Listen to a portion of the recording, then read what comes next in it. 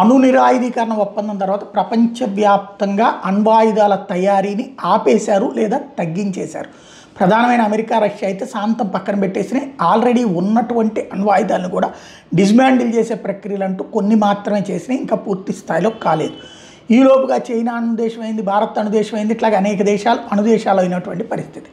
ఇప్పుడు రష్యా అణు నిరాయుధీకరణ ఒప్పందం నుంచి పైకి వెళ్ళిపోతే ఈ మధ్యన కొరియా కావచ్చు, పాకిస్తాన్ కావచ్చు, చైనా కావచ్చు అణు పరీక్షలు చేసుకుంటున్నాయి అంటూ ఒక పక్కన హింట్ ఇస్తూ దాని ఆధారంగా మేము అప్డేటెడ్ అణు పరీక్షలు చేసుకుంటామంటూ అమెరికా అధ్యక్షుడు ట్రంప్ ప్రకటించి అది ప్రపంచవ్యాప్తంగా ఎవరికైనా హక్కు వచ్చేసినట్టే కదా, నీకు నువ్వు చేసుకుంటా మాకు మేము చేసుకుంటాం అంటారు.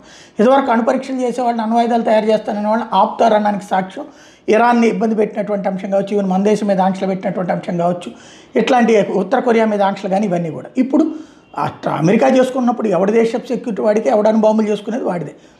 ఇది పరిస్థితి ప్రాబ్లం అయితే కనుక రేపొద్దున అమెరికాకి ఏం సెక్యూరిటీ కాదు. ఒక్కసారి కనుక అమెరికా శత్రు దేశాలన్నీ కలిపి వ్యూహాత్మకంగా కొట్టాలనుకుంటే తలా 4 అణుబాంబులు వేస్తే అమెరికా బూడిదైపోతుంది. కాబట్టి అమెరికాకే థ్రెట్ అని గమనించినటువంటి ట్రంప్ ఇప్పుడు నేను జిన్పింగ్తో మాట్లాడతాను, పుతిన్తో మాట్లాడతాను డీన్యూక్లియరైజేషన్ కోసం అంటూ మళ్ళీ తాజాగా స్వరం మార్చుకొచ్చాడు.